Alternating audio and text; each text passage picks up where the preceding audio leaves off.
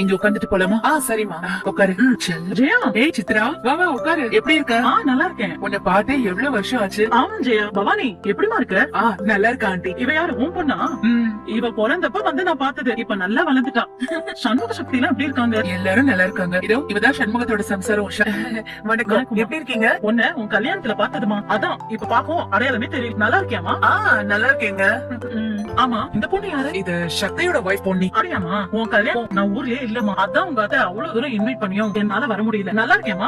நல்லா இருக்கீங்க. அப்புறம் ஜெயா, சீக்கிரமா ஒரு நாள் என் ஃபேமிலியோட உன் வீட்டுக்கு வர. அது என்ன ஒரு நாள், இன்னைக்கு வேணாலும் வா. இன்னைக்கு எப்படி ஜெயா முடியும்? உங்களுக்கு உன் சம்பந்த வீட்ல இருந்து உன் மருமகளுக்கு சீரெல்லாம் கொண்டு வருவாங்க. நீங்க தப்பா புரிஞ்சுகிட்டு இருக்கீங்க. நீங்க சொன்ன மாதிரி பொங்கல் சீர் தரத்துக்கு என்னோட அப்பா அம்மா, பவானியோட மாமனார் மாமியார் எல்லாரும் வருவாங்க. பொண்ணையோட வீட்ல இருந்து யாராச்சும் வருவாங்க?